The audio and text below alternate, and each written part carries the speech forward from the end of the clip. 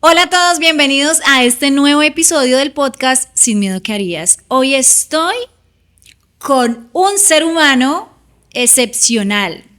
Lo conocí por redes sociales y yo dije, yo tengo que tener a este médico en mi podcast, porque tiene una energía muy bonita. Él es Luis Nieto.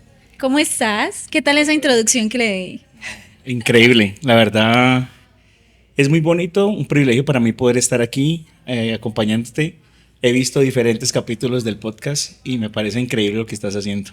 Muchas gracias. Bueno, yo quiero que le contemos a quienes nos ven y quienes nos escuchan en el podcast quién es Luis Nieto, cómo incursionó en las redes sociales, lo que hace, porque tienes varias facetas. Entonces cuéntanos un poquito. Bueno, mi nombre es Luis Ernesto Nieto. De profesión soy médico especialista en medicina familiar. Me dedico a la docencia universitaria y también lidero un programa de riesgo renocardiometabólico en el Hospital Universitario del Valle. Y trabajamos con otros programas ahí en el hospital. ¿Quién es Luis Nieto?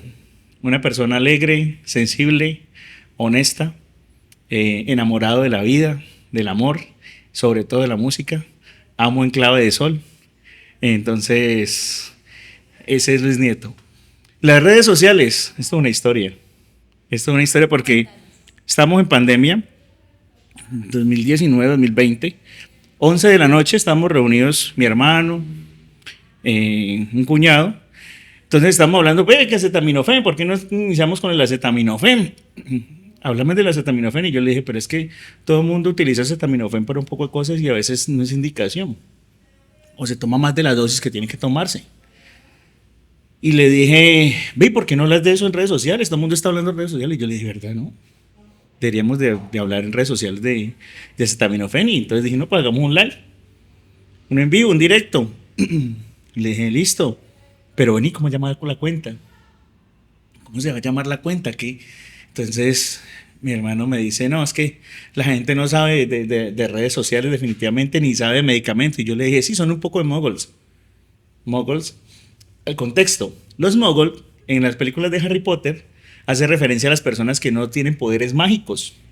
Entonces yo le coloqué la cuenta inicialmente medicina para moguls. O sea, para personas que no saben de medicina.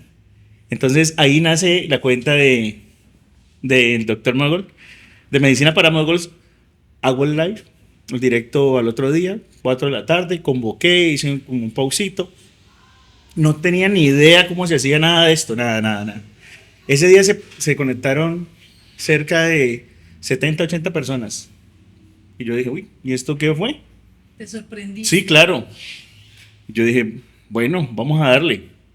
Hay que crear más. Entonces creé la cuenta de Instagram, me coloqué en eso, doctor Medicina para Mogul, y empezó a crecer. Empezó a crecer. Yo hacía eso, no hacía videos, solo hacía posts. Información médica, celulitis, erisipela, qué es la ictericia, cosas así. Entonces, Muy informativo. sí, muy informativo. Y entonces empezaron en ese entonces, creo que fue Cali TV. Bueno, salió una entrevista. Entonces en la entrevista la muchacha me dice, ¿cómo es que el doctor Mogol no? Y yo le dije, no, pero me gusta. Entonces yo ya había grabado un video que fue primera persona con la que yo grabé videos, que fue Luis David Suárez, el Chonto. Entonces ellos me molestaban, ¿no? Pues que yo tenía tenía un discurso que decía, medicina para mogols, un espacio para aclarar. Bueno, ya se me olvidó. Ya, medicina para mogols, un espacio para aclarar e instruir en medicina, de una forma fácil y sencilla. Sígueme, ya. Decía eso. Entonces ellos lo repetían y lo decían y me molestaban, pues cuando empezamos a hacer amistad. Y llegó la entrevista, doctor Mogol, entonces le cambié la arroba porque ellos me sugirieron, es que está muy largo. Medicina para Mogol está muy largo. Pero así empezó esto de las redes sociales. Empecé en redes sociales, empezó a crecer. Hice mi video con el primer video con el Chonto. Yo dije, no, aquí fue. Este man iba a llegar como a los 100,000 seguidores apenas. Y hace rato eso. Entonces empezó a ir como yo, no, ¿qué fue? Me va a pegar, Dios mío, el tipo de Cali. Llegaron como 10 personas a la red. Y yo, bueno, está bien. Pero ¿qué pasó? Ese día aprendí a manejar Videolab. Entonces mantenía pegado de Luis. Ve, explícame esto, explícame esto. Y fue la persona que me enseñó a hacer visa, a generar contenido, a mirar una forma distinta y se volvió un referente. Para mí, Luis David Chonto es un referente de las redes sociales. Ahora le quito otra vez el micrófono. Sí, no me van a dejar hacer las preguntas. Este podcast, pues, abarca un tema que es muy, digamos que es poco tocado en los podcasts, que son los miedos. Entonces yo te quiero preguntar como médico y como ser humano, ¿cuál ha sido ese miedo que para ti es más difícil contar y afrontar? Tú digas, es que no quiero quedar tan expuesto, pero yo quiero que para nuestros seguidores y quienes nos escuchan en el podcast, te abras un poquito y nos digas cuál es ese miedo más difícil para ti como médico y como ser humano. Bueno, como médico yo creo que algo que es difícil es la exposición, ¿no? A que alguien te señale o te diga, no, es que, o como ha pasado, el youtuber, el instagramer, el tiktoker.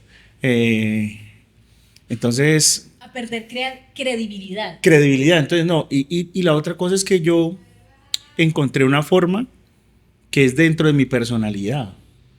Yo soy un man chistoso, yo soy jocoso, me gusta reírme, me gusta molestar, chancear y todo eso. Pero entonces, si usted es chistoso, es el payaso. Entonces, si usted habla, como me pasó en una ocasión, ya me pasó, que, como te digo, soy especialista en medicina familiar, entonces hubo un post que yo hablé de algo que es tabú, una vivencia que cuando yo era médico general, un paciente me dijo, doctor, vea, es que tengo heridas de guerra. Y pues estábamos con otros compañeros ahí porque eso era un triage. ¿Heridas de guerra? Y me dijo, sí, heridas de guerra. Él estaba haciendo referencia a que tenía una infección de transmisión sexual.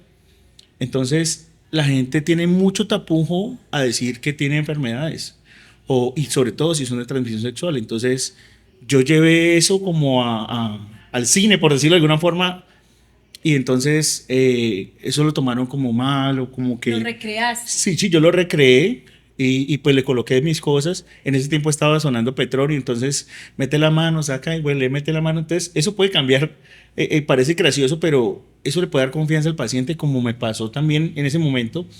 Mucha gente me escribió, doctor, muchas gracias porque por usted pude consultar. Se me quitó el miedo de decirle a mi pareja, mira, yo tengo algo.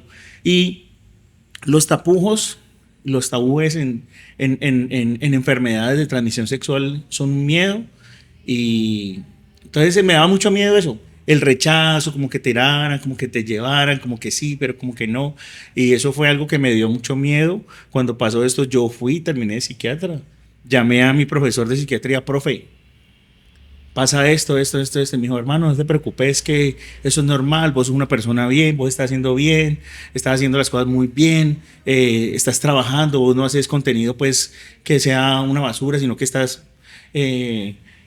educando de una forma distinta. Y yo estuve como por ahí que unos 2 meses mal, de que no quería ni coger las redes sociales, de que no quería salir, y todo eso empezó como a cambiar cosas en mi vida, y empezaron a salir las cosas mal, o sea, trae como esas malas energías, y... Te estabas bloqueando. Claro, me bloqueé, entonces la creatividad, se me fueron las ideas, y pasó eso, pero ese fue mi miedo, que afortunadamente hoy lo superé. ¿Cómo lo superaste? Uno, con terapia. Uno lo superé con terapia porque no tenía hay herramientas que uno no tiene como ser humano. Hay vacíos o hay cosas que le dan inseguridad a uno. Entonces, ¿qué tiene que hacer? Uno ayuda al profesional. Entonces, mi profesor, que hoy crea contenido también, Jaime Bernal, saludo profesor, gracias, fue quien me ayudó Entonces me hice psicoterapia, no tuve que medicarme, pero sí tuve que hacer psicoterapia en donde yo tenía que reconocer algunas heridas o debilidades que salieron a flote en ese momento que yo no conocía y que no sabía. Entonces, uno, con terapia. Dos, empecé a fijarme mucho más en las palabras que decía, en el contenido, como no por miedo de que me vayan a decir, sino hacer tal vez algo mucho más profesional, sin decir que dijera que yo decía mentiras, sino que sea mucho más tal vez ético, porque yo lo hice en una forma inocente, en mi forma de ser, pensando una cosa, pero a mis profesores a algunos no les gustó. Entonces, eso es maluco. Después me tocó encontrarme con esa persona y decirle, si yo le ofendí, pues perdón. Si yo le di perdón, la abracé y le dije, la respeto. Sí, pero porque ya tenía la fortaleza, ya tenía los valores, ya tenía el valor, no valores, no, el valor, como una herramienta. las herramientas para poder afrontar eso, porque eso para mí era un miedo. Ahora me la he encontrado en estos días. Hola, hola, profe, ¿cómo está? ¿Cómo está? Saludos, normal. No ha pasado nada, yo nunca hablé nada de él, de ella, lo que sea, nunca hablé nada, ni dije nada. Yo creo que esta es la primera vez que hablo de esto. Ese tema. Sí, porque me dijeron, hable usted. Listo, entonces me solté. Yo creo que ese fue uno de mis mayores miedos en la parte profesional. Tal vez en la parte personal también tenía miedos es de que te califiquen, ¿no? Entonces, uno... De que te etiqueten. Exacto, entonces, no, que me etiqueten, sí, que me etiqueten y me sigan. Pero en las redes sociales. Sí, entonces pasa como que la gente se empieza a pensar que uno es el inalcanzable o el famoso, o solamente se junta con famosos. Entonces la gente tiende como a cancelarlo a uno, a rechazarlo. O piensan que uno llega a alguna parte y entonces yo voy a llegar como el protagonista. No, yo sigo siendo el mismo, normal, un chico tranquilo. Humilde. Sí, humilde, tranquilito, el jocoso, el de la risa, el del barrio, todo normal, pero un poquito acelerado. Bueno, la siguiente pregunta es, a lo largo de tu vida, ya sea profesional o personal, ¿has dejado de hacer algo por miedo? Que tú digas, definitivamente ese miedo no lo superé y por eso dejé de hacer X cosa. No. Yo creo que ha sido una característica de mi personalidad. Yo identifico el problema, veo el miedo, me pregunto, ¿lo puedes hacer o no lo puedes hacer? Si lo puedes hacer, para adelante, vamos a hacerlo. No lo puedes hacer, ¿qué te falta para hacerlo? ¿Qué necesitas para cambiar eso, para que eso llegue a tu vida? Entonces me empiezo a rodear y siempre trato de rodearme de gente que tenga algo positivo para mí. Entonces, gente que valore lo que yo hago o que me acompañe o que me diga, pues pueden decir a veces, soltarse palabritas aquí así, o es mejor que no. Total, somos me diga, libres aquí. marica, la estás cagando. Entonces me diga, la estás cagando, pero cógela suave. Entonces uno reflexiona y me dice, sí, uy papi, gracias, bacano. Entonces se llena uno de ese tipo de personas, pero entonces lo que yo he querido hacer hasta hoy, afortunadamente y gracias a Dios primero, lo he logrado hacerlo. Te felicito. Ahora hablabas lo de las redes sociales. Cuando decides hacerle caso a tu amigo y decir, vamos a generar contenido en redes sociales, ¿qué miedos te surgieron? O no, en el momento como que la emoción, la motivación, ¿no pensaste en miedos, pánico escénico, síndrome del impostor? O sea, quiero que me cuentes un poquito de eso. Y si tuviste miedo o en algún momento se te presentó ese miedo, ¿cómo lo manejaste? 2 preguntas en una. Estamos aquí corriendo, contrarreloj. ¿Ah, sí? Tenemos tiempo contado. Bueno. Es que me han pasado varias cosas. Una vez, un estudiante de medicina, estaban creciendo los influenciadores, todo esto, y me dice así que una forma despectiva, ¿no? Yo a usted no lo veo como un influencer. La verdad, pues no le veo pinta. Así, muy despectivo, estudiante de medicina, siendo yo profesor, y este man, Los pájaros tiran atrevido. Pero listo, yo no paso nada. Meses después lo veo haciendo un podcast. haciendo videos con podcast para profesores. Digo, bueno, está bien, chévere, tenga un like, apóyelo, sígalo, lo apoyé, ¿qué ser? Pues que le haga. Entonces, dando respuesta a la pregunta, cuando aparecen esos miedos de que uno no cree que no puede avanzar, cree que solamente lo va a seguir la mamá y nadie más, y eso que mi mamá ni mi papá. Es un problema. Yo les cojo el celular y venga a compartir, like, comentario. Soy yo el que le comento. A veces no lo hago, pero sí lo he hecho. Entonces, pero lo he hecho. Entonces yo creo que uno de los medios que le dan a uno es que no lo vaya a seguir, que no va a tener receptividad, que no vaya a pasar. Pero pasa todo lo contrario. A veces cuando uno crea contenido, uno piensa que el contenido que está creando, lo que está haciendo y lo que está diciendo es no, esto lo soy para Pepita Pérez. No, eso es para otro público totalmente distinto, de otras personas totalmente distintas. Mira, a mí me han hablado en el transcurso de 3, 4, ya 5 años, prácticamente cualquier cantidad de personas, agradecerme. Gracias porque usted dijo tal palabra y eso me ayudó. Gracias, doctor, porque usted habló de anemias y a mi hijo le encontraron una anemia. O usted habló de arritmias y le encontraron esto. Entonces, son muchas las personas que sin conocerlas han llegado, me han agradecido y uno se sorprende. No, que soy de Cuba. Hace poquito, no, es que en Cuba no hay fresas o no hay tal cosas. Yo, ¿cómo así? Que vienen solamente enlatadas. Y yo, ¿cómo así? Bueno, que de México, Estados Unidos, bueno, mucha en España. Entonces, doctor, está en España. Uy, ¿por qué no me dijo? Para que nos vieran, nos tomaron la foto. Entonces, es increíble el alcance que uno tiene en eso, y pues es Dios quien pone gracia en uno. Es la gracia de Dios que se va. Pues soy muy creyente también. Es la gracia de Dios y básicamente es lo que pasa y lo que ha pasado con respecto a ese miedo a crear, a decir o a hablar, o a ser por lo menos médico, influenciador, porque a muchos médicos tal vez les molesta la palabra influenciador porque relacionan tal vez con influenciador, con hacer lo que sea por un seguidor. Y no, yo soy influenciador, pero también soy un líder en opinión, dentro de mi ética, pero también soy un líder en opinión en salud. Bueno, en ese momento, digamos que tuviste un leve miedo, pero avanzaste. Cuando tienes miedo de ciertas situaciones, no sé, a nivel personal o profesional, en algún momento de tu vida, miedos. ¿Cómo maneja los miedos, Luis? ¿Cómo los maneja? Ay, yo tengo a alguien de confianza con la que hablo y me da paz. No, yo soy muy espiritual. Bueno, ¿qué técnica maneja Luis para manejar o controlar los miedos? Bueno, una técnica es hablar y confesar el miedo.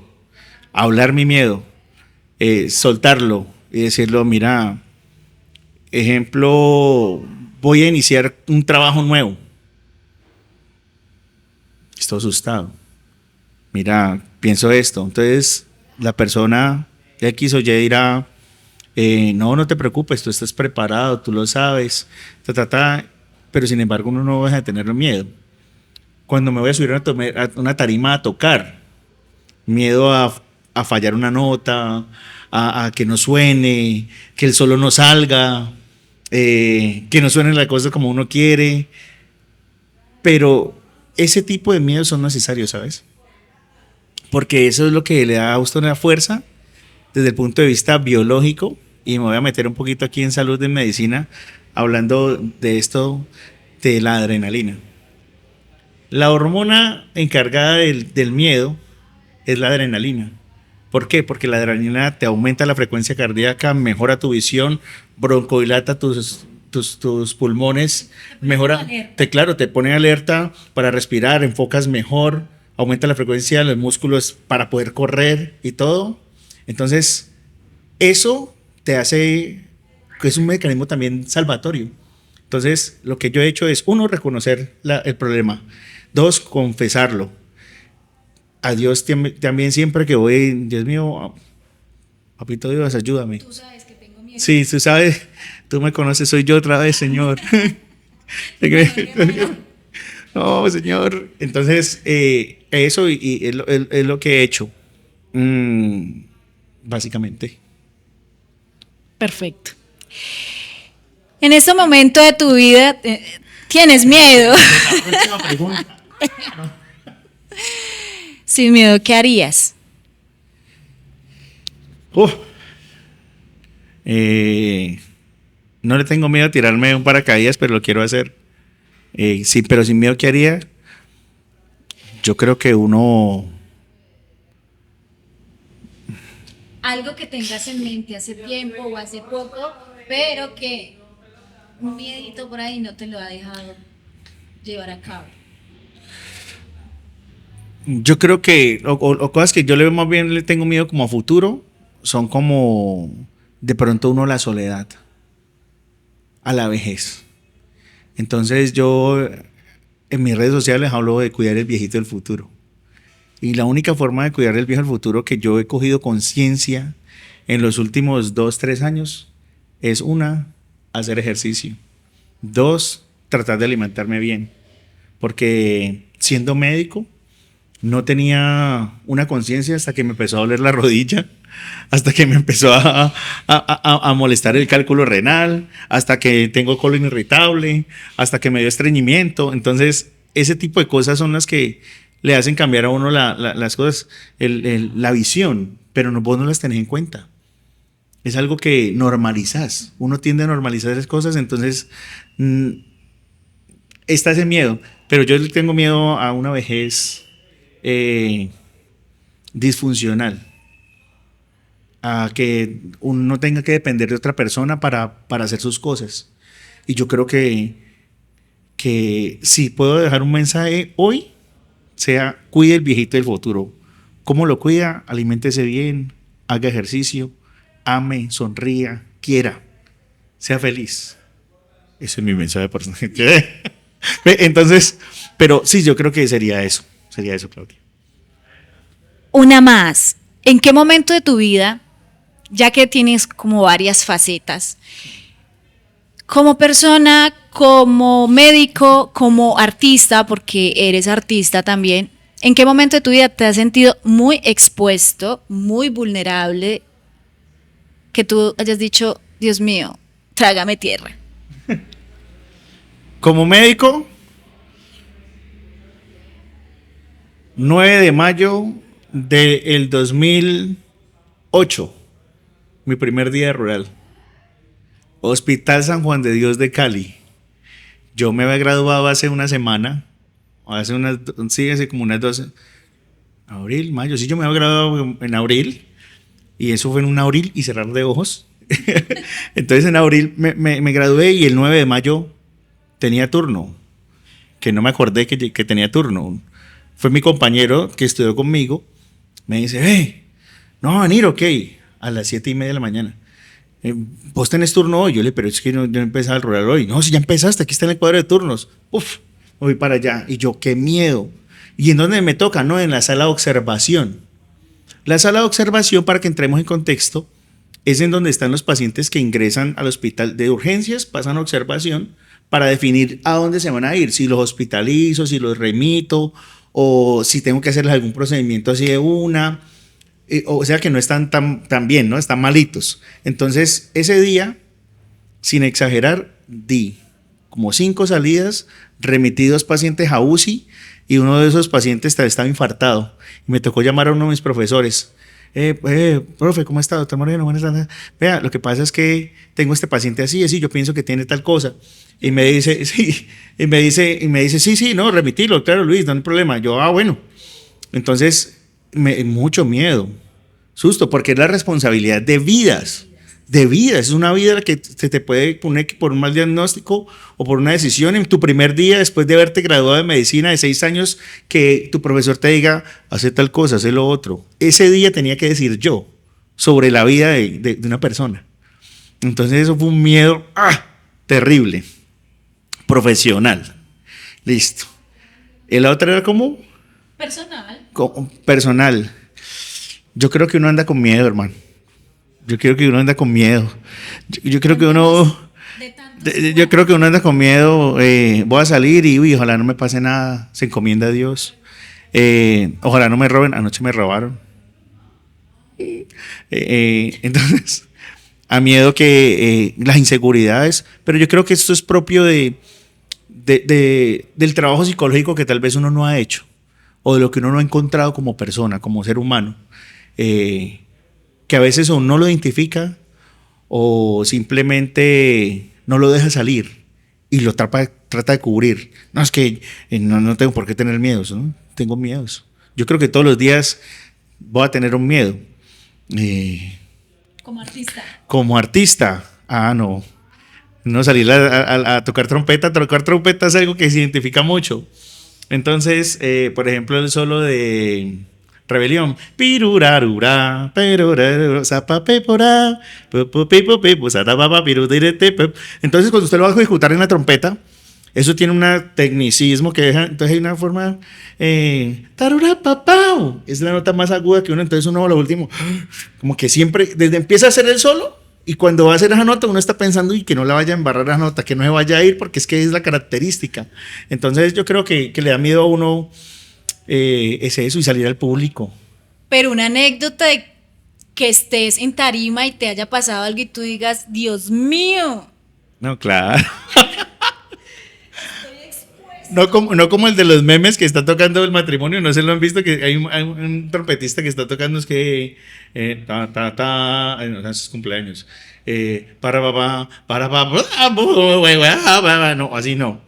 Pero sí se me ha ido gallito, pues, para que pero sea pifiado, nosotros le decimos la pifia, la nota, entonces yo iba a una iglesia cristiana, entonces fuimos, que vamos a tocar en la vigilia, tal. Yo bueno, pues con trompetista y yo, pues vamos.